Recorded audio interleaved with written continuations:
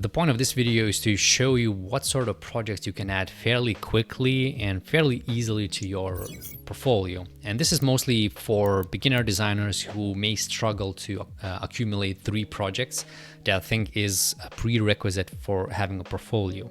So you may have completed a course online, Google UX certificate or similar, and then usually you have a portfolio work. There's usually one project that you have by the end of it, and you usually go through all of the methodologies and flows and so forth, and it may even show you how you can present it. So let's say that you have that one portfolio work, but now I think you need a couple more at least before you want to apply to any sort of work.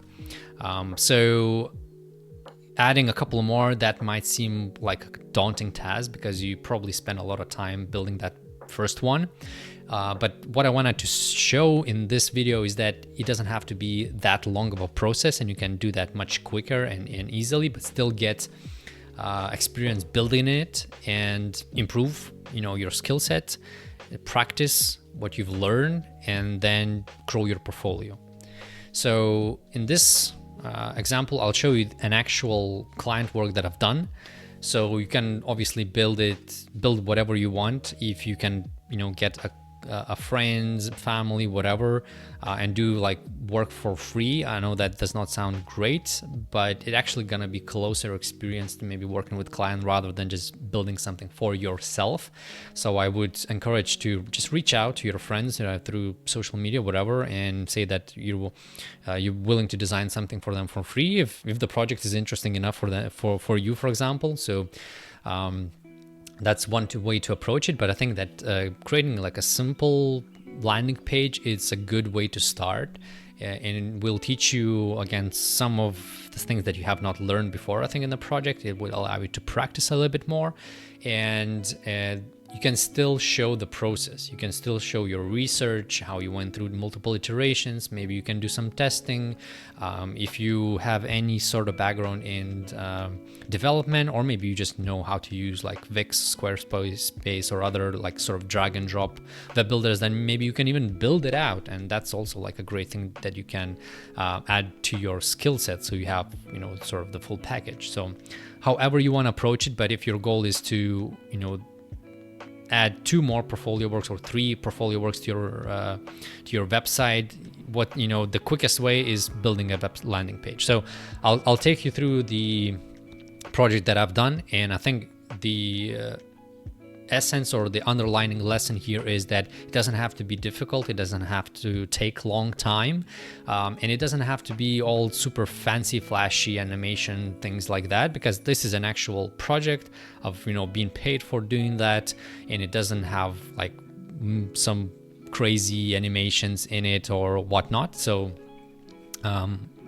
so I think that's a good example that it could be something simple, but it has to be obviously effective. It has to do what it is meant to do. So a quick overview of the project is this is for the company called Edenberry, and they're offering all kinds of services for postpartum. So essentially a comprehensive suite of postpartum products and services at your fingertips for a simple flat rate. So I think they have maybe like a community or a subscription type service, and they have an app.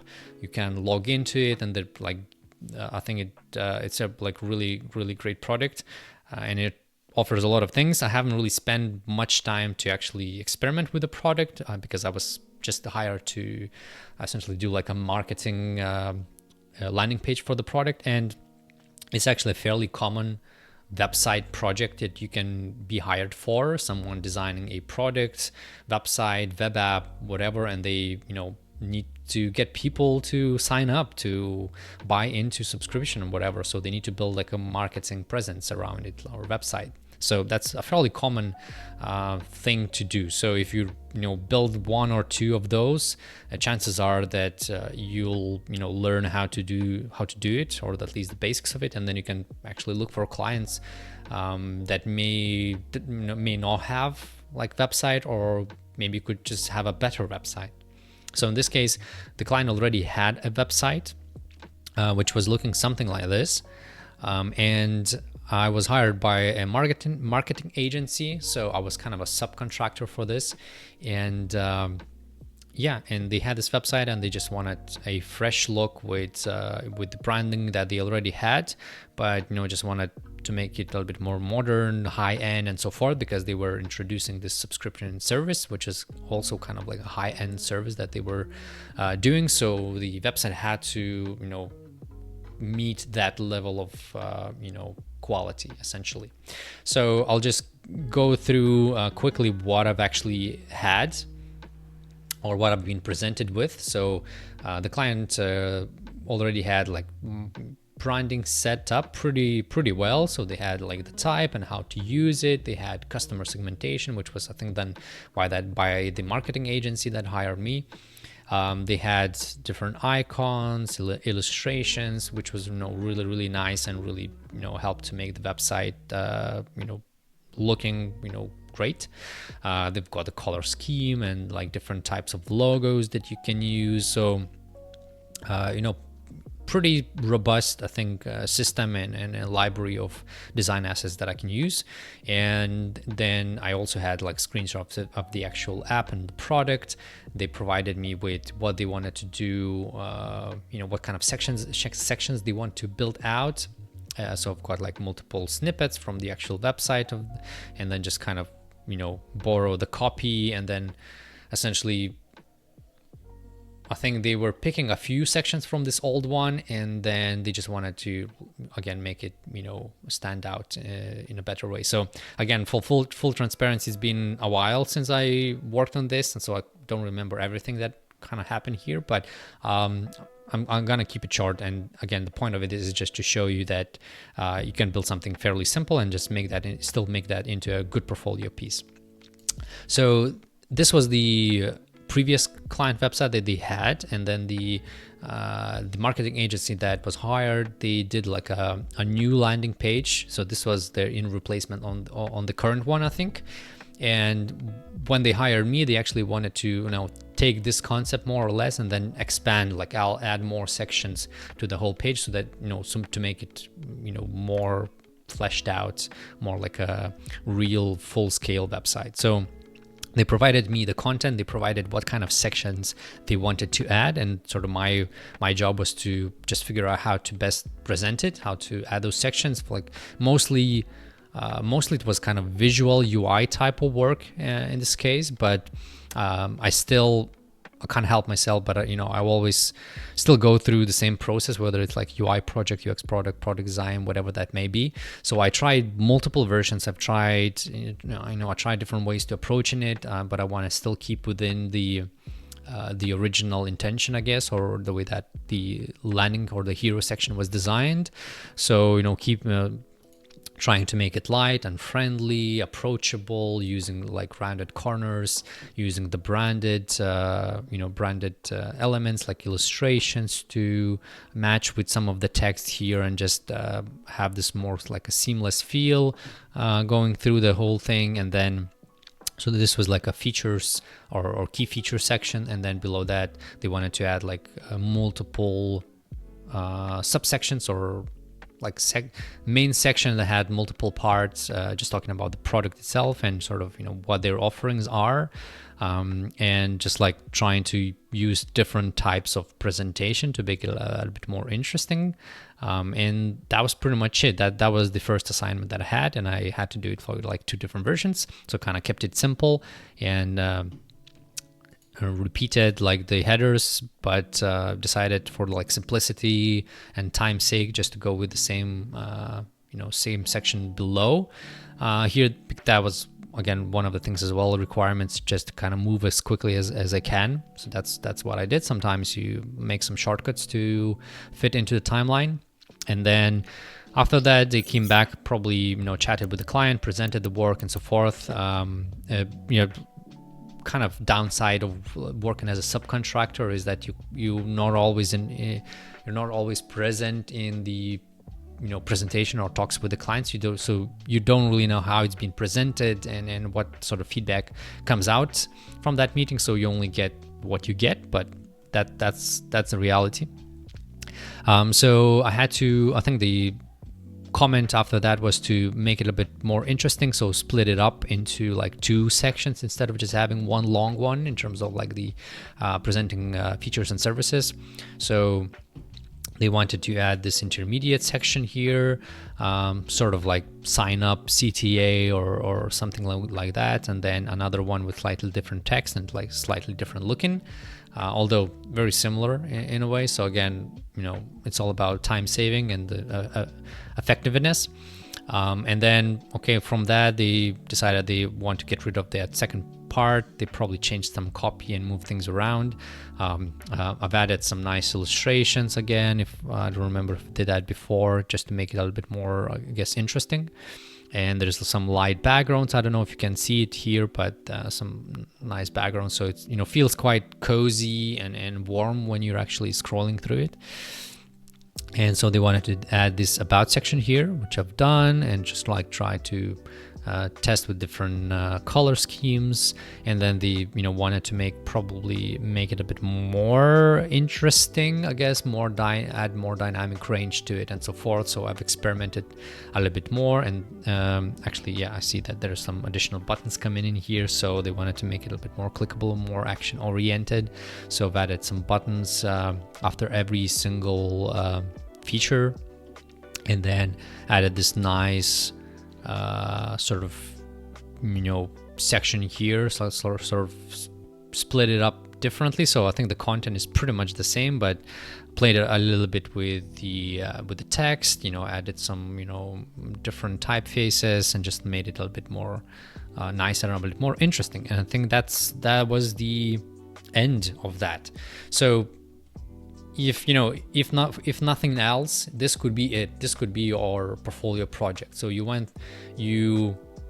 had a current website, you had instructions to make it such and such, whatever that may be.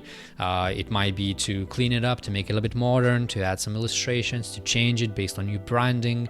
It could be any of the reasons, right? And then you can have some assets, whether you have them or if you design them, then it's obviously a great thing to feature as well. If you just got them, then I don't always really show it. I just usually mention that the client already had branding and so forth, or maybe just not mention it because it's not really part of your process as such.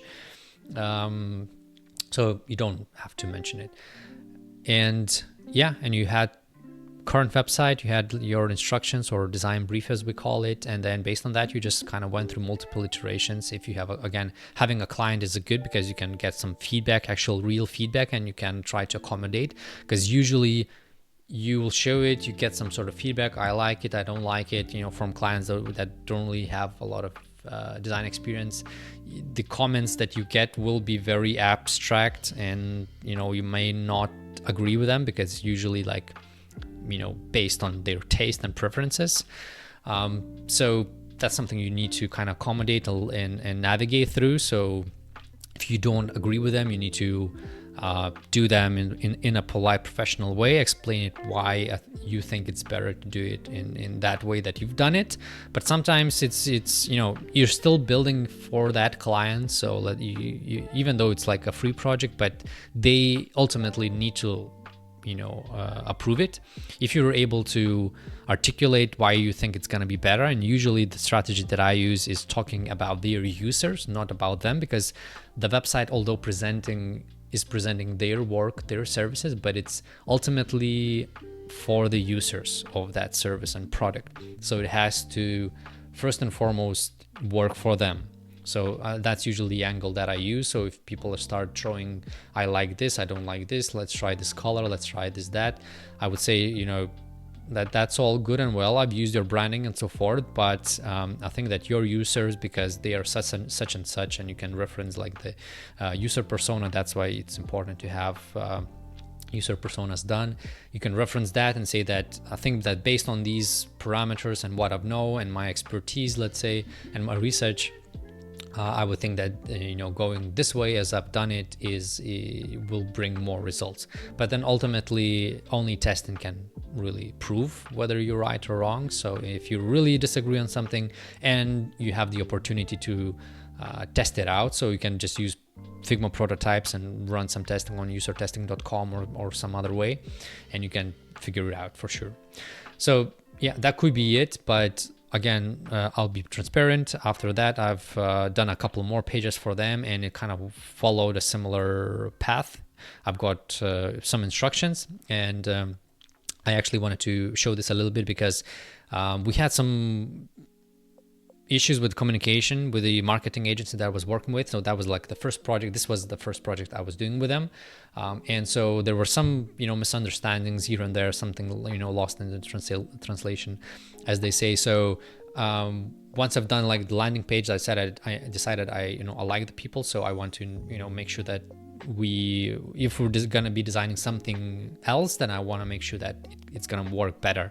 So whenever I would get like instructions, I would put some really quick draft of what I understood, and then I would send it to them, and they said, oh yeah, that's essentially what we're looking for. And then I would go on to actually design and make that into hopefully more appealing product. And so that's what they wanted. They wanted to build like a pricing page with like a couple options. So I went again through a few small iterations, playing with copy. Usually copy came from the agency, so I didn't need to come up with anything here, which is like great. I love when I don't need to like spend more time on the copy, because it's sort of different tool set and skill set, and it takes a lot of time to do that. So it's great when you have professionals that can deal with that. And yeah, so went again through multiple iterations, added sections as we went through it, and we finally, I think, landed on this version here. And they probably did some testing with to make it more effective or whatever. And then finally, after that, I built another page for them, and this was like the about page, I think. And yeah, it had a few sections. And again, I had, they said what sort of sections they wanted. They provided me the copy, and I just had to pretty much design the visuals in, hopefully in the same vein as I've done previously. And yeah, that's pretty much the project.